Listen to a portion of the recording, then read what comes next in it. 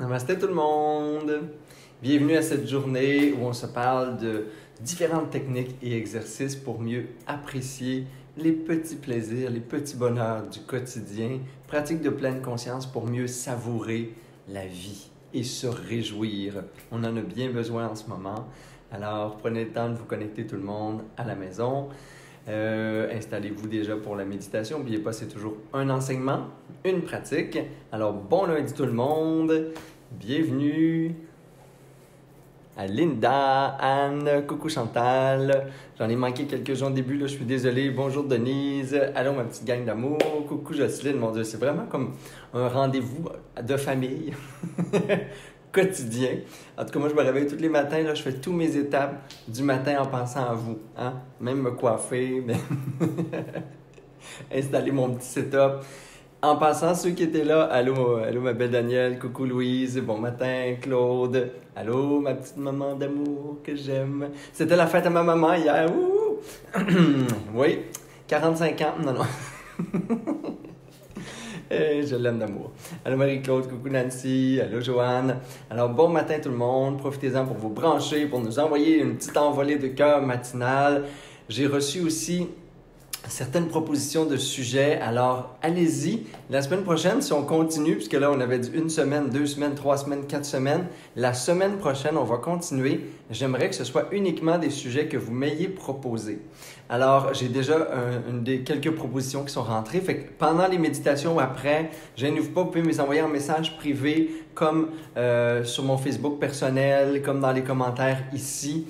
Fait que gênez-vous pas, on lit tout, je lis tout et je réponds à tout. Alors, profitez-en pour me donner des idées pour la semaine prochaine. Ce sera juste des sujets qui viennent de vous la semaine prochaine en enseignement, mais j'ai la fin de semaine donc pour me préparer. C'est des sujets qui ont besoin de plus de préparation.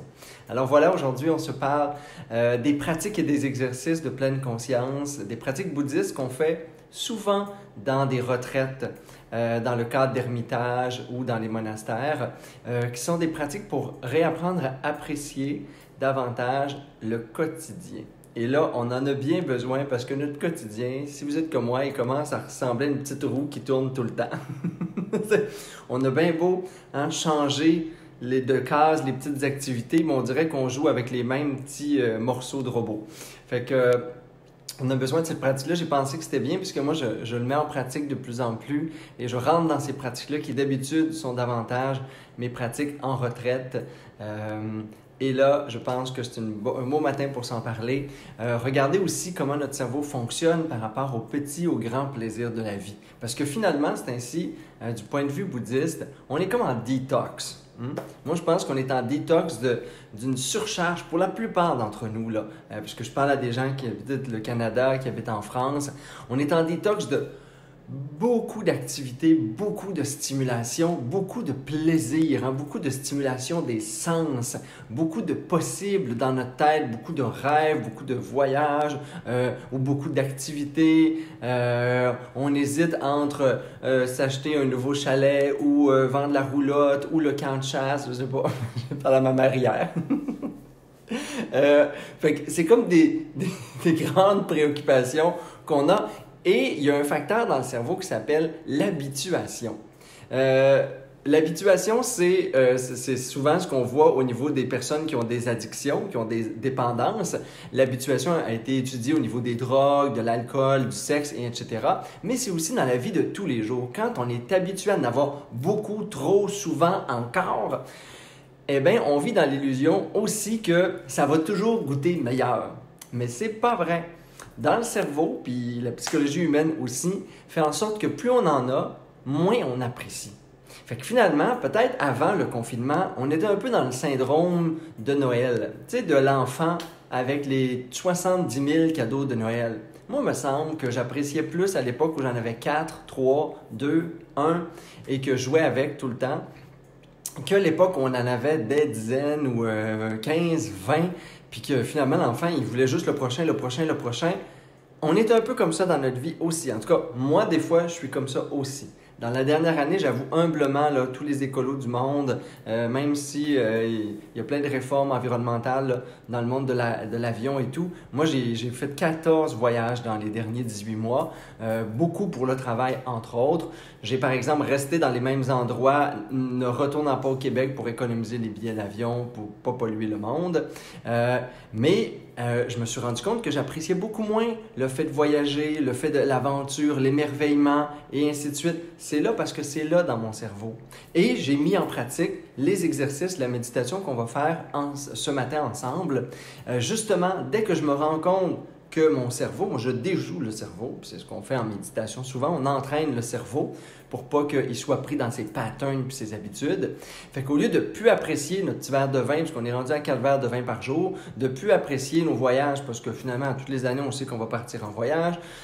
Puis c'est comme ça dans le quotidien avec les gens qu'on aime, de plus apprécier les petites caresses, de plus apprécier ce qu'on mange, de plus apprécier l'eau qu'on va boire, de pas apprécier le souffle qui se fait à travers nous, ne pas attendre d'être en manque pour apprécier. Ne pas attendre d'être privé, d'être en privation pour apprécier. C'est ça la pratique de ce matin, c'est ça les enseignements que je veux vous confier ce matin parce que je pense qu'en ce moment, cet enseignement-là est précieux. Il est précieux parce qu'il appartient à des millénaires de pratiques où justement on a trouvé, avant même la neuroscience, les études sur l'habituation du cerveau, etc., là, on savait. C'est dans les premiers principes bouddhistes, hein, le renoncement joyeux, on en a parlé plus spécifiquement la dernière fois. Moins j'ai accès à des plaisirs, à du confort, à des activités, et parfois, drôlement, contrairement à ce qu'on pourrait penser ou ce que la société de consommation nous fait penser, plus j'apprécie, plus l'expérience est significative. Alors, je n'ai pas besoin d'avoir plus dans la vie pour avoir une vie plus stimulante. Je n'ai pas besoin d'avoir plus pour me réjouir. Je n'ai pas besoin d'avoir plus pour être dans la gratitude. J'ai besoin de moins. Et un jour, on va prouver scientifiquement le contraire au niveau du cerveau. Parce que quand on a trop, le cerveau s'endort puis la stimulation ne se fait plus. Sauf si je décide, moi, de focaliser mon attention, de donner toute ma concentration dans les petites choses. Et là, ce que je permets, c'est que mes 5 sens sont mobilisés à savourer, apprécier le moment présent, ce plaisir-là. Et là, je sors de la surstimulation des plaisirs, des rêves futurs sur ma vie, des attentes sur les autres, etc., etc. Mon cerveau, il est saturé, mon énergie est saturée. J'ai plus d'appréciation parce que je ne suis même plus attentif, je ne suis plus présent aux choses, aux êtres, au plaisir, au bonheur. Je ne suis plus présent à rien. Fait qu'il n'y a plus rien qui entre à l'extérieur pour créer une expérience interne de gratitude, de joie, de bonheur. Et là, ce que je veux ce matin, c'est vous inviter dans les petites choses à aller chercher ça parce que dans le confinement, hein, puisque là, qu'on soit en travail ou qu'on soit en pause-travail ou qu'on soit sur chômage comme moi, mais sans chômage, ou qu'on soit travailleur autonome en pause, eh bien, on est quand même confiné à la maison où on a réduit notre stimulation. C'est comme si on nous avait dit, Noël, cette année, tu n'as pas 24 cadeaux, tu en as 3, puis c'est Noël tous les jours, tu as les 3 mêmes cadeaux. Fait qu'on roule un petit peu avec les mêmes plaisirs et cette pratique-là va vous permettre de donner une expérience sensorielle, une expérience d'appréciation, une expérience dans le cœur encore plus profonde, en contact avec ce qui est dans votre quotidien depuis déjà plusieurs semaines peut-être, et qui commence à goûter fade, hein, qui goûte comme plus rien, tout devient moyen et gris. C'est ce qui arrive à la plupart des gens, en tout cas qui m'écrivent en ce moment, c'est une des choses qui arrive à beaucoup de monde. Et cette pratique-là permet de savourer. La première chose, c'est qu'il faut réussir à se concentrer, à donner de l'attention aux petites choses. Et il faut aussi réussir à voir d'où viennent les choses. Puis ça, on n'apprécie plus dans notre vie de super consommation, hein, pollueur. Puis là, c'est pas une critique, là, c'est juste la vie. Tu sais, on prend, on jette, on prend pas le temps de penser d'où vient l'eau. On n'est plus en connexion, en relation avec les objets, la nature de cet objet-là, l'origine de l'objet, qui est précieux. Il y a plein de petits miracles qui nous entourent. Il y a des êtres humains qui ont créé la chaise sur laquelle je suis en ce moment. Mais pas juste ça. il y a Mère Nature, un arbre, un jour une petite semence qui a donné un arbre, il y a un petit bourgeon qui est sorti de terre, une petite graine qui était toute belle, toute pleine de vie. Il a fallu qu'il y ait du soleil pour créer cette vie-là. Il a fallu que la terre-mère donne tous ses nutriments pour que ça devienne un arbre. Cet arbre-là, il s'est exalté, il a grandi, il a mûri, il a porté ses fruits, il y a eu des oiseaux qui sont venus prendre vie dans ses branches. Et un jour, cet arbre-là, on l'a pris, puis on a créé la chaise sur laquelle je suis en ce moment. Et c'est comme ça pour toutes les petites choses qui nous entourent. Et on n'apprécie plus parce qu'on ne voit plus le miracle. On n'apprécie plus la vie, on n'apprécie plus les gens. On n'apprécie pas beaucoup l'amour et encore moins les objets qui nous entourent parce qu'on ne voit plus le miracle dans tout ceci. On ne voit plus le miracle dans ce qui nous entoure, fait qu'on ne célèbre plus et on ne réjouit plus et on ne respecte plus la vie, les autres, les objets, la nourriture qu'on consomme parce qu'on oublie que tout ça, c'est un miracle. Alors, la pratique de ce matin, là, c'est une pratique pour qu'on reconnecte avec la magie, la beauté, la grandeur de tout ce qui nous entoure. J'espère que ça vous inspire. Moi, ça m'inspire le plus grandement du monde, spécifiquement et spécialement dans cette période de confinement. Envoyez-moi des petits cœurs si ça vous fait du bien au cœur là, ce matin pour qu'on se dise « ça goûte bon ici là, parce que moi, je ne vous vois pas. » Et on va tout de suite aller dans la pratique, donc dans quelques minutes. Excusez-moi, juste pour finir de vous dire que là, ce que je veux dans la pratique, dans la technique, c'est qu'on savoure, une pluie de cœur qui s'ouvre à l'infini pour savourer. Vous allez devoir aller chercher dans la prochaine pratique les choses de votre quotidien en ce moment pour lesquelles peut-être votre cerveau ne vous stimule plus à apprécier, savourer, faire « ça goûte bon, vivre ». Il y a un petit miracle là-dedans. Puis là, vous allez vous obliger à regarder le miracle.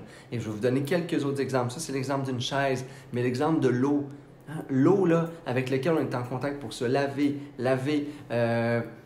boire, laver notre vaisselle et ainsi de suite, laver notre linge. L'eau est partout. Là. On nettoie notre plancher avec de l'eau. Elle est banalisée ici. Elle n'est pas banale pour 3/4 ou 2/3 de la population mondiale, cette eau-là. L'eau, elle vient de la pluie, elle vient de la mer, elle vient de la vie. Elle a été transportée, repurifiée, rendue jusqu'à vous. Il y a des gens qui entretiennent ces petits tuyaux-là qui se rendent jusqu'à votre aqueduc. C'est pas insignifiant. Il n'y a rien d'insignifiant dans le monde en ce moment. Il n'y a rien d'insignifiant dans notre vie. Tout est riche, tout est profond, tout est beauté si on peut s'attarder à cette beauté-là. Et c'est encore plus ça quand je parle des aliments qu'on se met dans la bouche. Quand je pense à un fruit, quand je pense à un légume, quand je pense à ce qui est vivant. En pratique de méditation, et quand on est en retraite, là, moi j'ai été des fois en retraite dans des monastères sur plusieurs semaines, jusqu'à 6 semaines, 1 mois au Népal et plein d'autres retraites de quelques semaines. Et je vous le dis, à un moment donné, on voit, je ne sais pas, quand on médite beaucoup et quand on est en silence longtemps, on a l'impression qu'on s'ouvre à quelque chose de différent autour de nous. Et je vous le jure qu'à un moment donné, on voit le soleil. On voit vraiment le soleil, on voit la vie, on voit la terre dans nos légumes, dans nos fruits, dans ce qu'on mange. C'est pas une hallucination, c'est vraiment là. Et on s'entraîne à le voir. Quand on le voit pas naturellement, et là, pour une couple de personnes, là, on vient de partir. C'était trop ésotérique. Non, c'est pas vrai. Tout le monde est resté là. Mais j'ai eu peur à un exode. Mais c'est vraiment là. Un légume, c'est jamais juste un légume. Un fruit, c'est jamais juste un fruit. L'eau, c'est jamais juste de l'eau. Une chaise, c'est jamais juste une chaise. Il y a un miracle, il y a une magie, il y a une beauté. Il y a une synergie de la nature, de la vie qui nous a amené ça à nous, qui nous permet d'être là-dedans ici. Les draps dans lesquels vous vous couchez, mon linge, c'est fait à partir d'arbres, de fleurs, de petits êtres humains merveilleux. Si je mets mes vêtements, puis je me rappelle d'où ça vient, puis c'est quoi la fibre, c'est quoi le textile, puis c'est quoi le chemin jusqu'à moi, puis d'où ça... Ben, je suis couvert de nature, je suis couvert d'amour, je suis couvert de travail humain, d'acharnement, de sueur au front. C'est tout ça qui m'entoure finalement quand je réussis à voir au-delà de l'insignifiance des objets du quotidien que mon esprit de consommateur, de producteur puis de jeteur compulsif me fait voir. Si je transforme cette vision-là, on va vivre dans un monde magique, on va vivre l'enchantement au quotidien et surtout on va apprécier, savourer tout ce qui est là, tout ce qui avant nous paraissait banal va devenir extraordinaire, mais extra. C'est ce qu'on veut. C'est ce que je vous souhaite dans les prochaines semaines, dans les prochains mois. C'est ce que je vous souhaite dans toute votre vie, parce qu'on ne sait plus trop ce qui nous attend. Mais cette pratique-là va nous aider à apprécier, peu importe ce qu'on a en ce moment, le voir et reconnaître le miracle et la beauté dans tout ceci.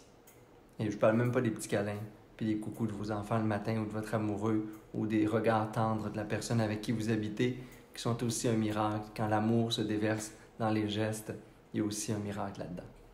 Alors, à votre posture de méditation, tout le monde, c'est parti pour notre pratique matinale. Si ce n'est pas encore fait, vous pouvez appuyer.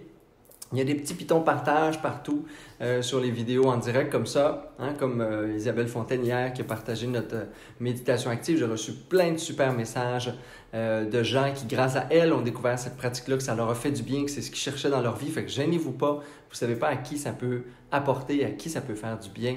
Puis vous pouvez le faire après aussi, le direct, si vous voulez, bien sûr, partager ce qui vous a fait du bien. Alors, en ce moment, on peut prendre une belle posture de méditation. L'important, c'est que vous soyez assis, non pas couché, ni la tête en bas, ni en posture de yoga. Et que vous soyez immobile, le plus confortable possible pour rester immobile pour quelques minutes. Un coup que cette posture est choisie, vous pouvez garder les yeux fermés ou entrouvrir les yeux pendant la pratique ou même regarder un point fixe pour être sûr d'être le moins déconcentré possible. Et comme à l'habitude, en étape préliminaire, on peut prendre quelques respirations libératrices. Vous pouvez inspirer par les narines. Gardez l'air dans vos poumons. N'oubliez pas les pratiques qu'on a fait sur le souffle la semaine passée. Le système parasympathique, activation du système nerveux calme et doux. Et là, on expire par la bouche très lentement.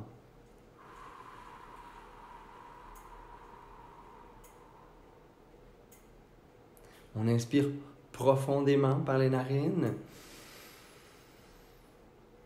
On gonfle les bronches, ce qui permet au système nerveux de ralentir, de se calmer, d'amener de la douceur dans le corps. Et on expire très lentement.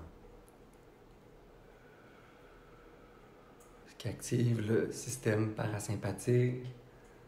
Et on fait ça encore une autre fois à notre rythme.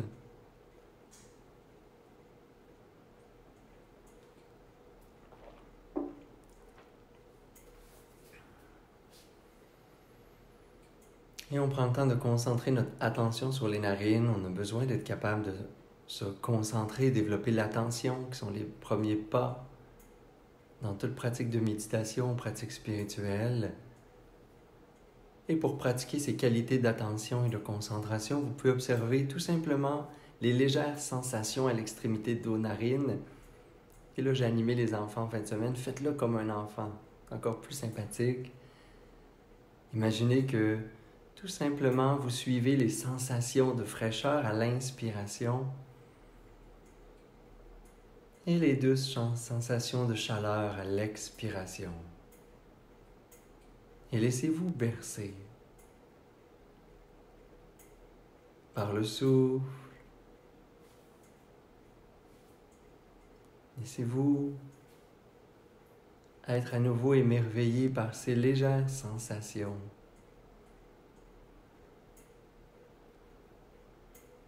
Comme une caresse, comme un petit chatouillement,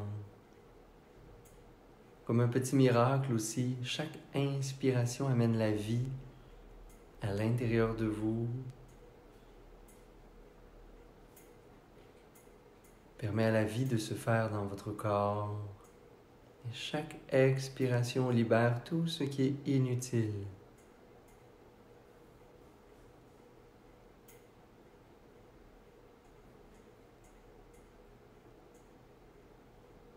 J'inspire la vie, je contemple les légères sensations à l'extrémité des narines. J'expire, je libère.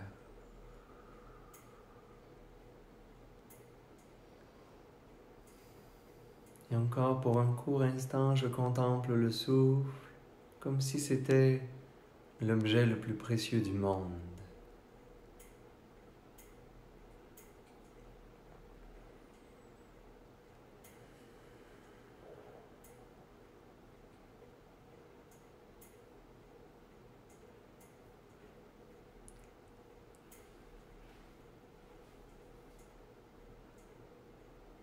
Vous entraînez votre esprit à développer des qualités de concentration et d'attention, tout simplement. Les premières portes vers toute pratique spirituelle, pratique de méditation.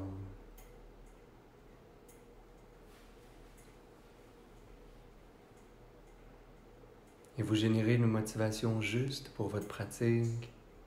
Peut-être se rappeler qu'on a souvent été des enfants gâtés via le monde qui nous entoure. On a été surstimulés. On a cru que mieux, c'était plus et encore. Mais à un moment donné, tout a goûté fade. La vie perd de sa saveur, des fois même quand il y en a trop. Comme ce serait merveilleux si je pouvais réapprécier les petites choses. Si je pouvais voir la beauté, me réjouir, laisser entrer les expériences les plus simples de la vie et du quotidien et d'en faire une expérience riche, profonde, sensorielle. Comme ce serait merveilleux si je pouvais voir le miracle dans toutes les petites choses qui m'entourent.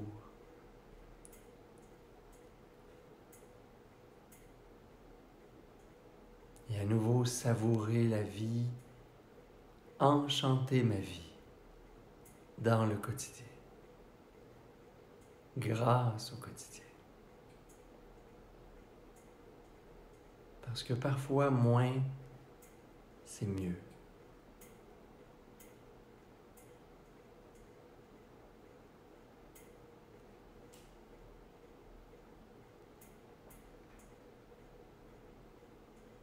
Et regardez en pensée ce qui fait partie de votre quotidien en ce moment. Si vous êtes dans un temps de confinement, de ralentissement, c'est encore mieux, votre quotidien est réduit à peu de choses, moins de choses. Et vous pouvez donc apprécier davantage. La privation devient une opportunité d'appréciation, de réjouissance, de profondeur à ma joie, à ma gratitude.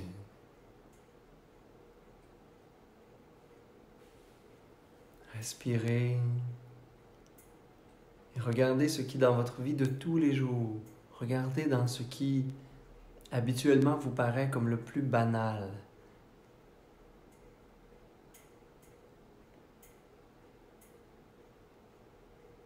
Essayez de voir le miracle, la beauté.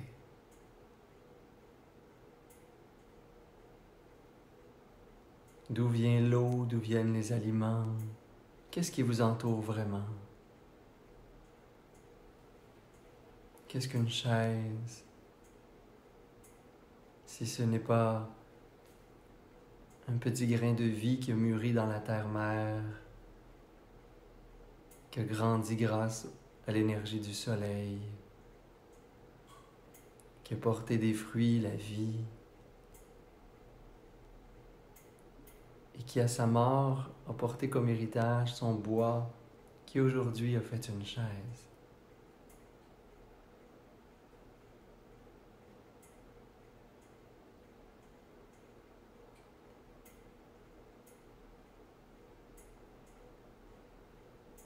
Comment vous vous sentez maintenant sur cette chaise?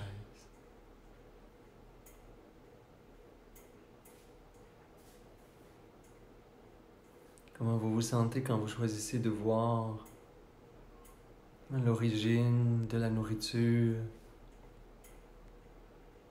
Si vous choisissez de savourer davantage l'expérience des saveurs, des textures,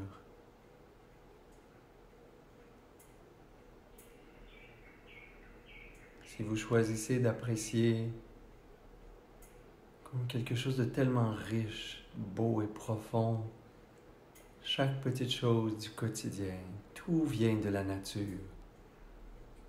Vous êtes en pleine nature. Si vous êtes entouré de personnes, d'animaux, comment vous pouvez voir toutes les relations comme une opportunité d'amour. Savourer et apprécier la petite tendresse, les gestes, la présence.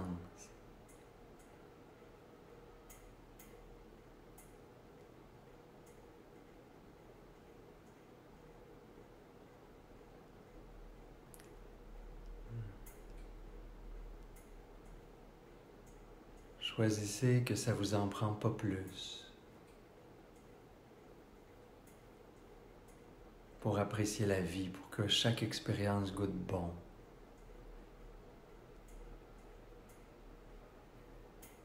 Ça vous prend plus de présence.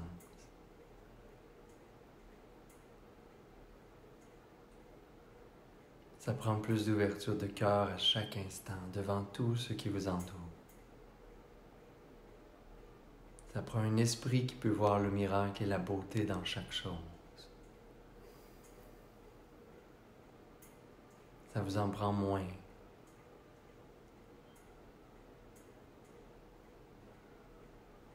Si vous choisissez que tout ce qui vous entoure peut nourrir une expérience profonde de calme, de joie, de gratitude, peut-être même une expérience spirituelle.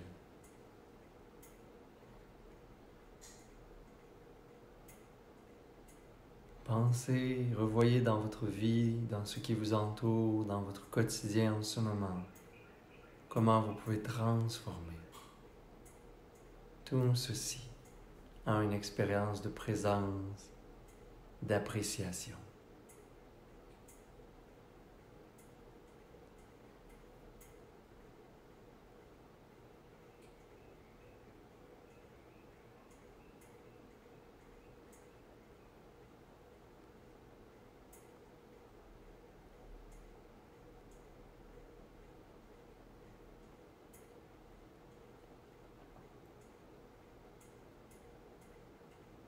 Et amenez à votre esprit un objet ou une situation que vous vivez au quotidien qui avant vous paraissait banale et que vous choisissez de transformer en une expérience de méditation, de pleine conscience, d'appréciation joyeuse. Une chose sur laquelle vous voulez transformer votre regard, transformer votre expérience. Et pour aujourd'hui, chaque fois que vous allez être en contact avec cette chose, cet objet, respirez. Transformez votre regard, votre relation à l'expérience et faites-en une méditation. Générez cette intention à l'intérieur de vous.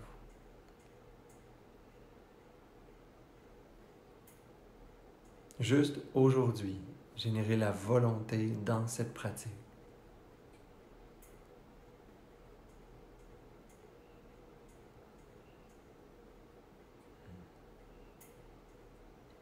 Et vous pouvez prendre quelques respirations plus profondes.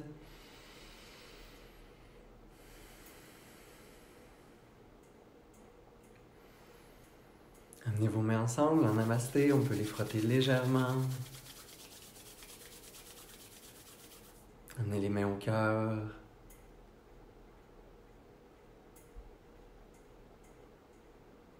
Et vous pouvez inspirer pour faire vibrer le son Om.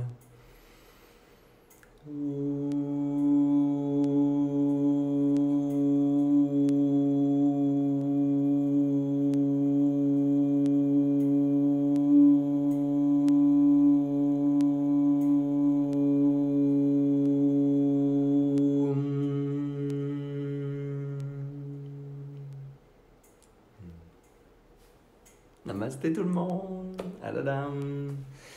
Merci infiniment d'être là chaque matin. Merci de partager ces belles capsules. Ceux qui ont manqué méditation pour enfants, méditation active du dernier week-end, c'est là sur mes fils d'actualité Facebook. N'oubliez pas, ceux qui ont des sujets, des thèmes pour la semaine prochaine. Je prépare ça tranquillement, pas vite.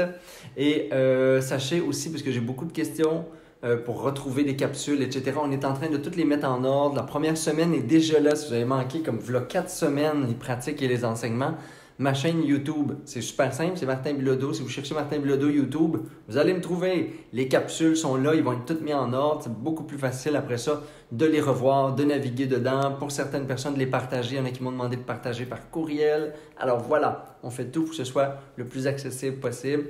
Demain matin, si vous voulez encore être des nôtres, moi je suis là avec toute la gang de joyeux, toujours à 11h, heure du Québec. Alors merci ma belle loulou d'amour, coucou ma belle Bernard Didard, merci infiniment d'être là. Coucou Francine, loyale, fidèle Francine tous les matins. Merci beaucoup Joanne d'être là aussi, merci Mélanie. Alors merci à vous tous, merci pour vos nombreux messages qui me font du bien. Et je crois que c'est dans ces moments-là où on se sent moins seul aussi. On apprécie plus ces moments-là parce qu'on n'a pas tout le reste. Alors c'est à nous d'y donner un sens, de se laisser nourrir puis porter par l'expérience. Vous faites partie de mes expériences profondes de relations et de connexions humaines depuis déjà des semaines. J'espère que c'est la même chose de votre côté. Merci, je vous aime d'amour. À demain.